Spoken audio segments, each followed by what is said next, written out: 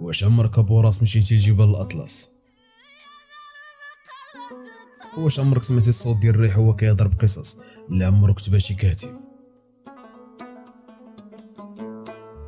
جمال الاطلس ابوراس ماشي غير حجر وثلج، فراه خزينه ديال الحكايات وارواح اللي كتسكن في وسط الطبيعه، اسطوره اللي كتبقى ديما عايشه.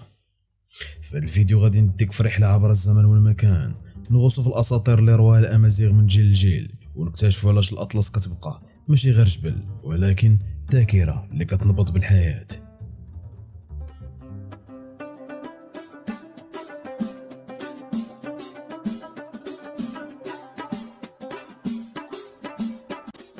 في وسط المغرب كتوقف جبال الاطلس بحال سور طبيعي اللي كيشد الارض، ولكن في الحقيقه معلم هي انها راه كانت دائما ملجأ روحي. ناس اللي سكنوها تحداو البرد القساوه والوحده، وخلاو قصص كتعيش في العقول قبل من انها تعيش في الكتب. في كل قريه وكل طريق كتلقى قصه وحده ديال شي بطل، ولا وحده ديال شي روح، ولا وحده ديال الحب اللي تزوج بالجبل ورفض انه يبعد عليه. حسب الموروث الامازيغي الاطلس ماشي خاوي، بل فيه الارواح وفيه الجن. كاينه وحده اللي مشهوره بالاسم ديال عايشه، هي ماشي جنيه وماشي بشر، روح انثويه اللي كتسكن في الجبال وكتخرج للناس اللي كيتهداو على الطبيعه.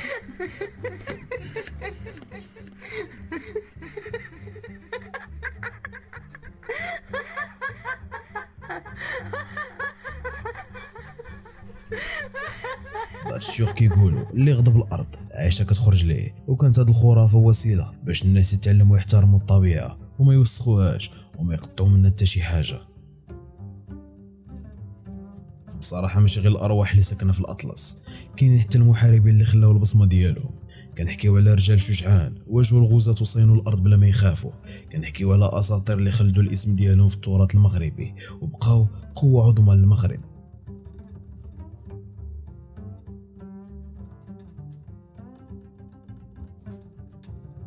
في واحد القريه كاينه حكايه قديمه، بنت رفضت انها تخرج من الارض ديالها وناضت تزوجت بالجبل. كل ليله كتشوف الريح وهي كتغني كتقول انا بنت الارض وما غنفرطش فيها واخا تجيب لي الذهب ديال الدنيا كامله. هاد القصه بقات كدور ولات رمز ديال التحلق، الحب والانتماء العميق للطبيعه. اليوم ممكن نقولوا على ان هاد القصص غير خرافات، ولكن في الحقيقه باقي قاد لها الفنانين الكتاب وحتى الموسيقيين، الاغاني واللوحات والروايات كلهم كيحاولوا انهم يخلدوا داك التراث اللي ما عندوش صوره ولكن كتبقى عنده روح. وهنا كتفهم على ان الاطلس ماشي ماضي، فراه هو الحاضر اللي كيصنع المستقبل. الا قررتي انك تمشي واحد النهار فما تمشيش بحال سائح، سير بحال واحد بغى يسمع ماشي غير بغى يشوف. دير الخطوات ديالك بالمهل وتمشى بشويه عليك، شرب كاس ديال اتاي مع الشيوخ اللي كيعرفوا القصه بلا ما يكونوا قراو، وسول على الحكايه اللي ما غاتكونش في جوجل، وغادي تكتشف ان كل حجره وكل شجره عامره بالسر، سر اللي خاصك تكون صبور باش تفهمه. جبال الاطلس ماشي غير ارض، راه حكايه مفتوحه، اسطوره اللي كتكلم، تاريخ اللي ما كيساليش، وكأن الارض كتقول انا هنا كنسمع ليك، ولكن واش انت كتسمع ليا بوراس؟ شكرا لك الا وصلتي لهاد المرحله في الفيديو، لايك وكومونتير، وما تنساش انك ما تبارطاجيش الفيديو. بارطاجي الفيديو وخلي هاد الحكايه انها تعيش من جديد، وما تخليش الصوره ديال الاطلس تموت.